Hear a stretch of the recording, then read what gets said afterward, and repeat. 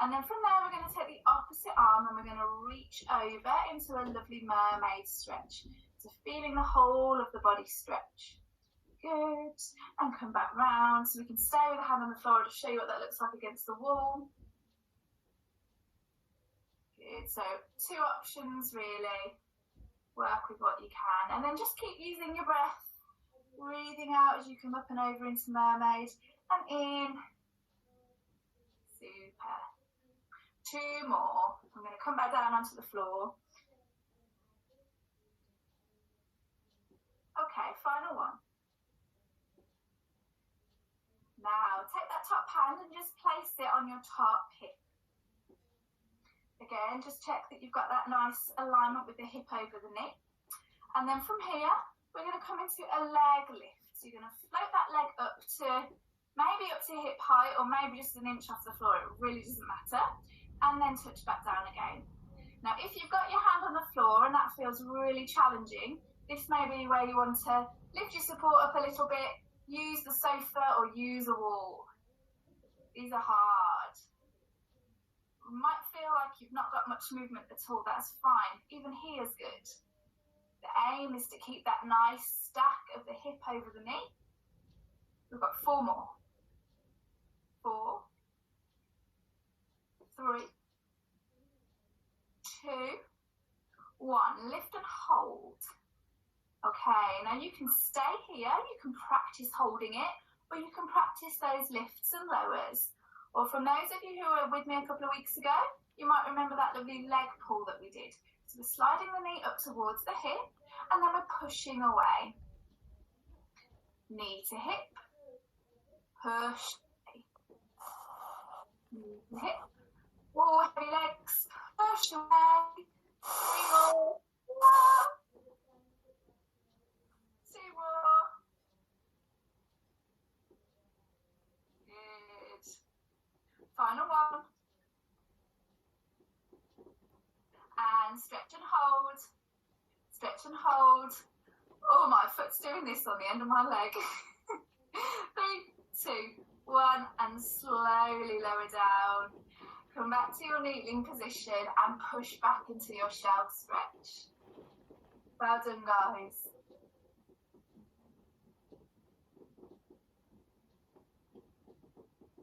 Okay, bring yourself back to kneel, and let's just visit those lovely arm openings. So hands back out in front, breathing in as we circle up and over, and breathing out as we circle round and under. Just a little bit of an opportunity to catch our breath again before we visit our other hip. Breath in as we circle up and over and out as we come round and under. Bit of a distraction really, guys. 1 more on each side.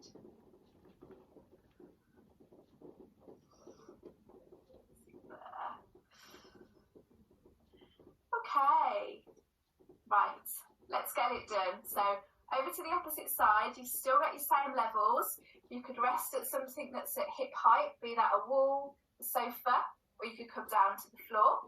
Or if you're somewhere in between, you could get a couple of pillows, just to raise your hand a little bit off the mat. I'm going to use my head block here to help.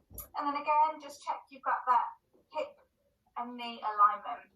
And then when you're ready, coming into our lovely mermaid stretch. So reaching up and over, just let your head float freely with that movement. Again, reconnecting with the breath for a moment. Breath out. Stretch to the end and in to float. 1 more. And then place your hand back on your hip. And we're going for those leg lifts. So really push away from your hand, the hand that's resting on the floor. Be active with it. Don't just sink into it. Push your body away from the floor, and that will help with this hip and knee alignment, and you won't lose that position. So you should feel this glute underside working really hard. Take these as hard as you want to go with them, guys. Rest if you need to and join back in. And don't forget your option to rest your hand on something a little bit higher. We've got 3 more.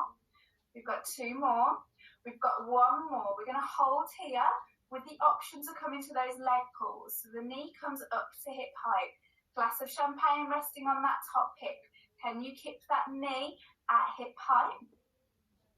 Keep it going, guys. These are good. You got a coffee table, you're just sliding your leg along the length of that coffee table. 4 more. 3 more. Check that stack, knee over hip. 2. Oh, I'm getting hot. And 1. Hold. Hold. Hold. And slowly down. Come back to the center. And again, just push back. Take your hips towards your heels. And breathe. Whew. Is it just me or is it hot in here? Everyone's camera's steaming up a bit. Okay, come to your rest position. We're going to line our backs and we're going to finish off with some tummy work. Okay, so we're going to be working with our abdo prep this evening, and that's where we float the head and shoulders off the mat. It can be a little bit challenging, especially if you've got kind of any neck complaints or you haven't quite got that technique down to a T. So it's all about using the rib cage, drawing it down towards the waist to allow your head and shoulders to float off the mat. If you're using your neck muscles, you'll feel it a lot in your neck. If you're using your tummy muscles, you should feel like your head and shoulders are pretty light. So see how you get on with it, guys. But if your neck's not feeling it, just sit out and I'll give you another option as we go along. So we're in our rest position with our feet hip width apart, knees are bent, and we've got that little space in the small of our back. We're going to interlace the fingers and just support behind the head. Now you should be able to just see the elbows in your peripheral view, so just make sure your arms aren't too open. And then from here, we're going to think about sliding the rib cage down towards the waist. So we spoke last week about lying on a sandy beach and gently printing the back of our rib cage into the sand. As you've done that, you should feel your tummy muscles have just engaged. From there, we're going to float the head and shoulders off the mat, keeping a distance between the chin and the chest for a peach to rest. And now we're just looking a couple of inches above the knees. And then we're smoothing the spine back down onto the mat. Breath out as we float up. Really using that rib cage to slide down towards the waist. All of this feels quite effortless. And then down again. Keep it going, guys. So floating up, you can come straight out of that, or you can add a little hold at the top just to feel that rib cage really crunching down towards your waist. Most importantly, keep that lovely space between the chin and the chest. Don't lose that, because again, you'll be overusing your neck muscles. 3 more. Breath out as you float up from 2. And 1.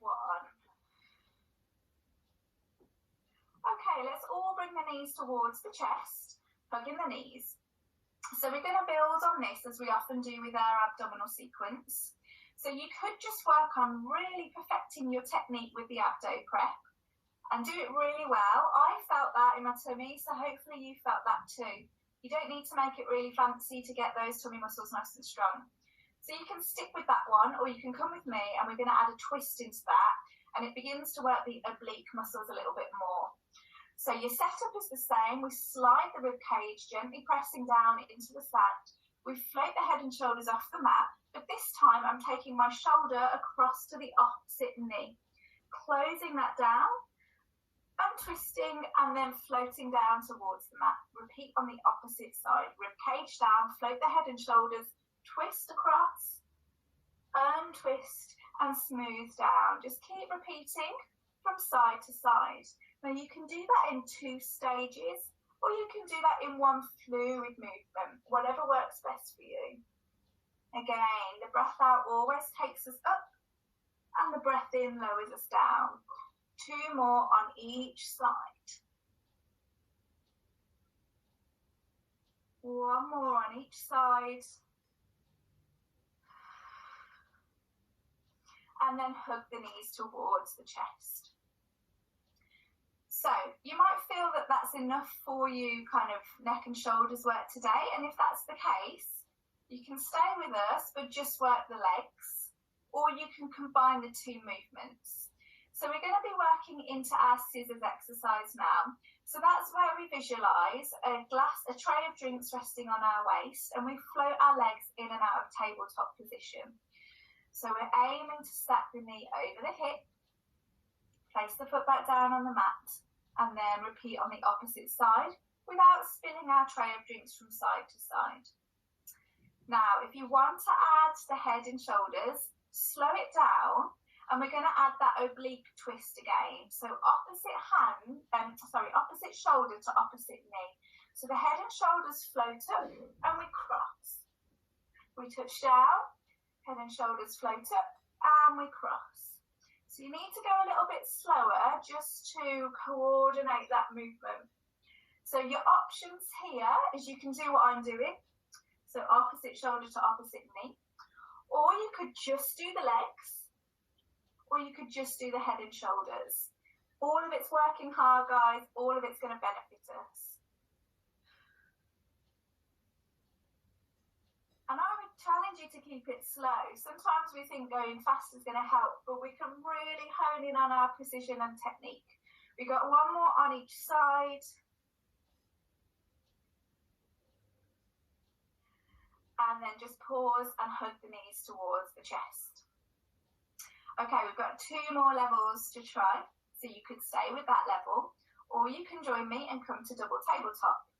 You could just practice holding your double tabletop.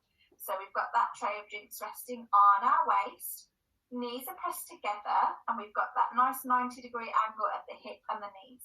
And you can just practice holding this position to strengthen the abdominal muscles. Or you can add the oblique prep back in again. So twisting across and down, and across and down, across and down. Breath out as we float up and in as we come down.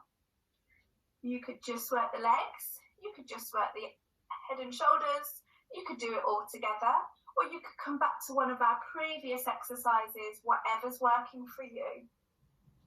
Got 2 more on each side.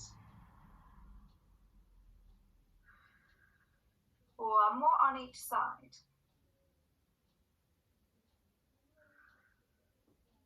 And pause and hug the knees towards the chest. Okay, final level. Of course, stick with what works for you. We're going to start in double tabletop. The movement from the legs is a 1-leg stretch, alternating side to side. So we lengthen 1 leg away, fold it back in, lengthen the other leg away, fold it back in. So you could just work with that movement if you want to focus on the lower tummy and the legs. However, if you want to add the head and neck and that oblique twist, then you take your shoulder across to your tabletop leg. So how that looks is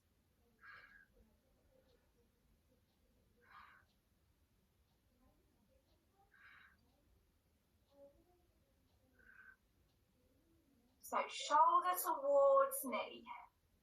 Think about a cross drawn over your chest and you're working those diagonal lines. Again, you could just work the legs, you could just work the head, or you could go a level below. Or if you want to challenge yourself a little bit more, we can go a little bit quicker and not touch the head down in between.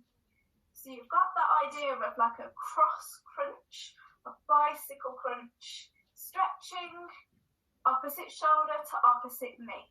Keep going, guys. This is the grand finale. Stretch those legs all the way before you draw them back in again. Remember that lovely space between your chin and chest. Don't lose the basics just because the exercise is a lot more challenging. We're here for 5, 4, 3, 2, and 1. Good work, guys. Hug the knees towards the chest and gently rock from side to side and smile. stay in this lovely stretch for as long as you need to. Don't feel like you